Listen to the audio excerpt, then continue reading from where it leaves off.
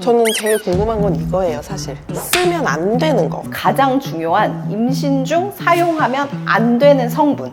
요거는 사실은 미백 제품에 많이 맞아요. 들어있어요. 맞아요. 아기한테도 영향을 미칠 수도 있고 수유 중에도 이제 모유로 분비될 수가 있어서 주의를 해주시는 게 좋고요. 네. 안 되는 거 빼고 나머지는 다 된다. 웬만하면 그렇게 생각하시면 되거든요.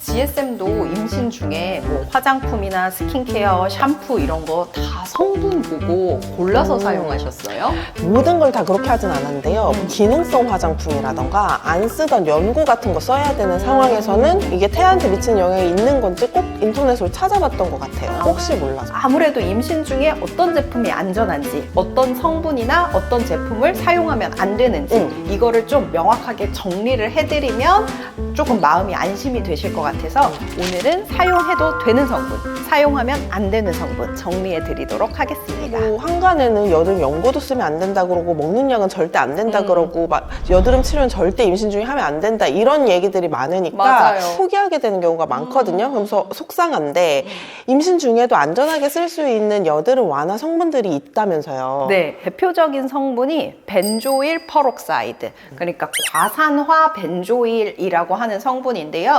병원에서 처방하는 여드름 연고 중에 에피듀오겔 뭐 이런 데에 같이 들어있어요. 이제 에피듀오겔은 벤조일 퍼록사이드에 레티노이드 계열이 같이 합쳐져 있는 거라서 이 처방 연고 말고 일반 의약품 중에 파티마겔 2.5% 요거는 순수하게 벤조일 퍼록사이드 성분만 들어있거든요. 과산화 벤조일 같은 경우에는 피부에 바르면 벤조익 애시드, 벤조익 산으로 변환이 되면서 체내 흡수가 잘 안 일어나요. 피부에 있는 여드름 염증이라든가 여드름 균을 억제해주는 효과가 있거든요. 그래서 이 제품 같은 경우에는 소량으로 여드름 부분에 사용을 해도 된다. 그럼 그냥 약국 가서 살 수 있는 거네요. 맞아요. 일반 의약품이라서 약국에서 사용이 가능하세요. 그 다음으로 여드름을 완화시킬 수 있는 성분으로 안전하게 쓸 수 있는 게 살리실산. 맞아요. 그래서 우리가 살리실산, 살리실릭 애시드가 포함되어 있는 화장품들이 은근 있어요. 여드름 완화 기능성 화장품 중에.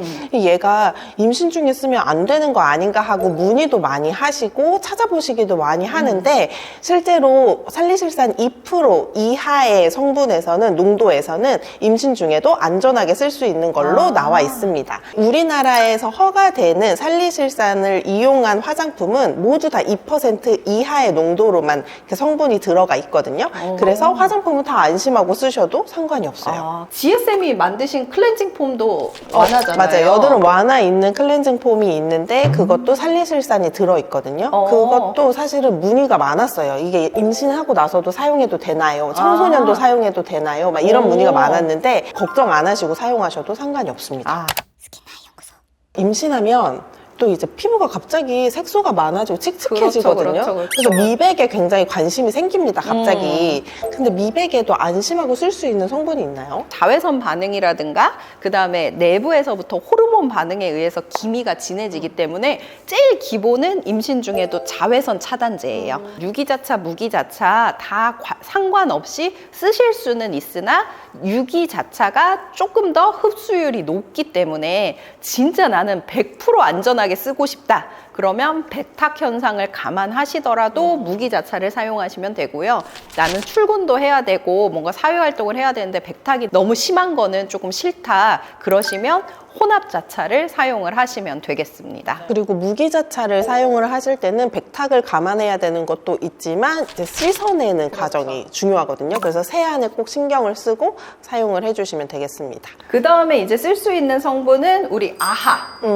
아하라 그래서 이것도 약간의 산성 성분이 스케일링 효과를 주면서 미백작용이 있다고 보시면 되는데요. 이 성분도 안전하게 임신 중에 사용 가능하시고요. 그 다음 대표적으로 사실은 비타민 C. 비타민 C가 들어있는 화장품은 이제 안심하고 임신 중에도 사용이 가능하시겠습니다. 맞아요. 그렇지만 비타민 C의 농도가 이제 높아질수록 자극 증상은 있을 수 있으니까요. 본인한테 자극 증상이 없는 정도로 안정형 비타민 C가 들어있는 제품 같은 경우를 선택하셔서 쓰시면 되겠습니다. 그래서 비타민 C 안정형 성분 중에 에틸 아스코빌 에텔 같은 경우에는 1에서 2%가 함량이 함유되어져 있으면 미백 화장품으로 사용이 사용이 가능한 제품으로 나와 있고요. 그 다음에 아스코빌 글루코사이드는 2% 포함이 되어져 있으면 미백 기능성 화장품으로 이제 등재되어 있는 고시 원료입니다. 그래서 이런 형태의 비타민 C가 포함되어 있는 화장품을 사용을 해주시면 물론 모든 색소를 예방할 수는 없지만 비교적 안전하게 비타민 C를 사용해 보실 수 있겠다, 이렇게 생각하시면 될 것 같아요. 저는 제일 궁금한 건 이거예요, 사실. 쓰면 안 되는 거. 쓰면 안 되는 거. 안 되는 거 빼고 나머지는 다 된다. 웬만하면 그렇게 생각하시면 되거든요. 그래서 가장 중요한 임신 중 사용하면 안 되는 성분. 일단 첫 번째로 레티노이드 계열. 저희가 뭐 스티바 A도 얘기하고 이전에 아크리프도 얘기하고 했는데 병원에서 처방하는 그런 스티바 A라든가 아크리프 같이 레티노익 애시드 계열이 들어있는 화장품은 우선은 다 피해 주시는 게 좋아요. 물론 이게 이제 그 레티노이드의 종류에 따라서 체내에 들어와서 일으키는 반응들은 조금 차이가 있는데요. 그래도 혹시나 태아에게 기형을 유발하거나 영향을 미칠 수 있거든요. 특히 먹는 레티노익 애시드들이 주로 그런데 어쨌든 우리는 안전하게 가는 게 맞아요. 중요하기 때문에 화장품에 들어있는 레티노익 애시드, 레티노이드 계열은 피해 주시는 게 좋다. 두 번째로 주의하셔야 되는 성분은 하이드로퀴논. 요거는 사실은 미백 제품에 많이 맞아요. 들어있어요. 맞아요. 멜라토닝이라든가 뭐 도미나 크림이라든가 요거는 임신 중에는 사용하시면 안 됩니다. 이 하이드로퀴논 같은 경우에는 체내의 흡수율이 비교적 높은 성분이에요.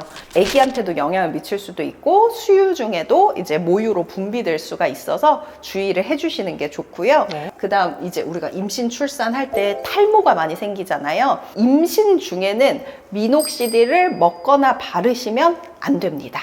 미녹시딜이 아직 태아에게 미치는 영향이 확실하게 정립이 안 돼 있어요. 그래서 안전하다, 안전하지 않다를 의사들이 아직 권고를 할 수가 없는 상태이기 때문에 우선은 임신 중에는 미녹시딜을 피하시는 게 좋다. 그리고 가장 중요한 건 어떤 성분을 써보고 싶거나 아니면 써야 되는 상황인데 궁금하시면 망설이지 마시고 담당 의사나 이렇게 진료 보러 가셔서 물어보시면 돼요. 맞아요. 최대한 내 몸에 맞춰서 확실한 상태에서 쓰시는 게 내 마음도 편하고 몸도 편한 거기 때문에 임신 중에는 모든 걸 다 확실하게 최대한 방어적으로 하셔도 괜찮습니다. 그럼 저희는 다음에도 여러분의 피부에 도움이 되는 컨텐츠를 연구하러 가볼게요. 스킨나의 연구소 다음에도 만나요.